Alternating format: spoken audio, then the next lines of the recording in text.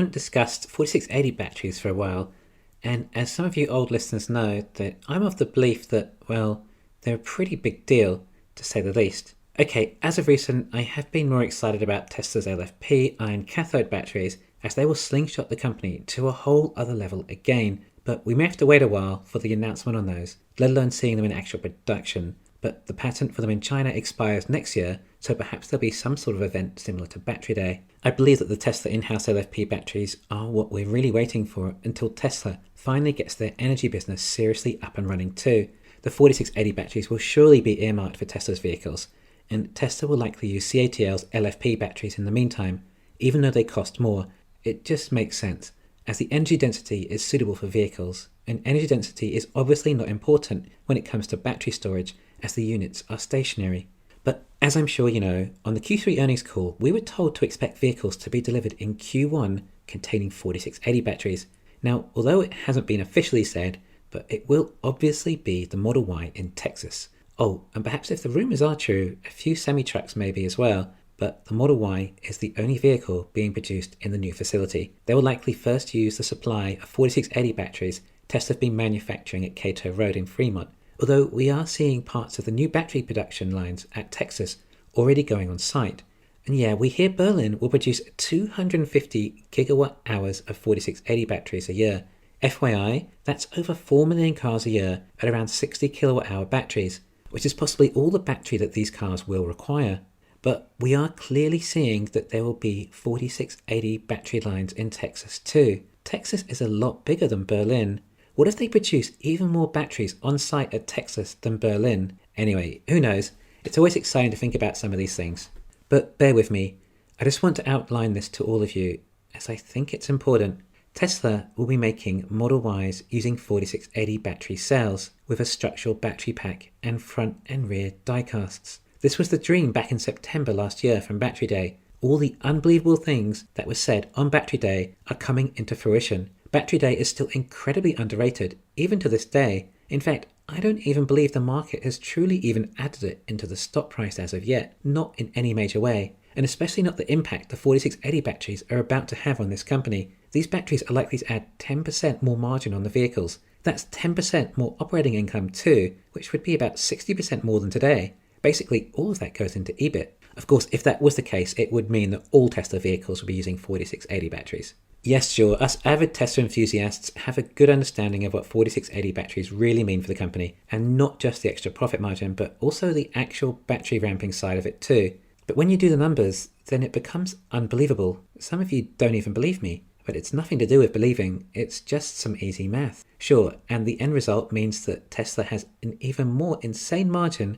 than their already insane margins they're already hitting, but that doesn't make it untrue. Through this entire channel, I mainly just follow the math and remove my opinion or feelings from things as they get in the way. Bottom line, we're down to about $55 per kilowatt hour, and that's supposedly at the pack level. Compare that to around $150 for the 2170 batteries and about $100 for CATL's LFP batteries, and that's a big difference. The fact they're also more energy dense too means there is less weight, which means there'll be fewer batteries required as a result. This is the tipping point that Tesla is on and will continue to be, unlike other EVs who still have to pack their cars with more and more batteries if they want the range, thus affecting handling, performance and price, along with scalability. The 4680 Model Ys will be the best car in the world, and according to Elon, the best-selling car in the world too. But the fact the weight will be reduced through advanced batteries, structural battery pack and front and rear diecasts, along with safety and actually handling and performance, it's going to be an outstanding car. This is a whole new iteration of Tesla cars. It may still be under the same Model Y badge and look like a Model Y, but it's not the same car. It's a Tesla car with Tesla batteries. The demand is going to be crazy. Tesla may only make the long-range and performance versions from Texas with the 4680 batteries. At the current run rate at Cato Road with around 10 gigawatt hours, Tesla could likely already do nearly 20,000 Model Ys a month with those. And this will time in well for the EV rebate. Yet I see no reason for Tesla to offer the standard range Model Y from Texas, at least not yet. Not until they've got their production lines producing cars faster than they can make batteries. And Elon says ramping up takes longer than building the factory in the first place. But like I said, if they are adding their production lines for 4680 batteries at Texas, that's a huge deal as well. Wow, I feel like I'm always saying things are a huge deal with Texas, or crazy, or insane, but they are. I mean, how else can you describe what this company does? Having the confidence and faith in their 4680 production lines to see them being set up in Texas is a big deal though. Finally, Tesla have taken control of their own battery production, at least independently with their own technology, when compared to what they have with Panasonic, making the 2170 batteries in Giga Nevada. I think the market will have to react to this. Sure, partly the market will love the fact that Texas is finally open, but to see Model Ys with front and rear die-casts and structural 4680 batteries, well, sometimes seeing is believing. It might have felt like a pipe dream back in September last year when Elon first told us what they'd achieved with their batteries. Although a lot of us believed he could achieve it, the market didn't seem to care. They were more focused on whether the car can do 1,000,000 miles before the batteries start to degrade, which it will also achieve. Back when Elon first started talking about the 1,000,000-mile battery, the media didn't believe him. It sounded untrue. Batteries used to be renowned for degradation, yet within time, we even saw old Model S's with hundreds of thousands of miles on the clock and still going. So let's not also forget that these batteries, despite them being low cost and more energy dense and faster to produce, that they will also not degrade until a long time. And these aren't even the batteries that will be used in the compact Tesla. They'll use LFP batteries, which are rumoured to have even a 2,000,000-mile battery. Right, Tesla already made a huge battery factory in Nevada, or at least about a third of that factory, until they discovered that it was not scalable, although it is the exact same path that the legacy autos are taking. Yeah, they're following Tesla from about 10 years ago. I'm sure that'll work out for them. Basically, legacy autos will have to spend a lot more to achieve a lot less than Tesla, but it might be enough for them to have some market share. It all depends on what market share Tesla decide to leave for everyone else. But as we have seen, EVs can be highly profitable, and going by Rivian's valuation, the market seems to agree.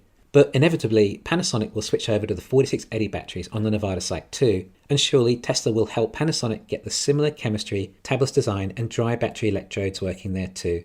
It's due to the dry battery electrodes that Tesla have achieved, with the help of the acquisition of Maxwell Technologies, that now Tesla need 1/10 the footprint to make the same amount of batteries.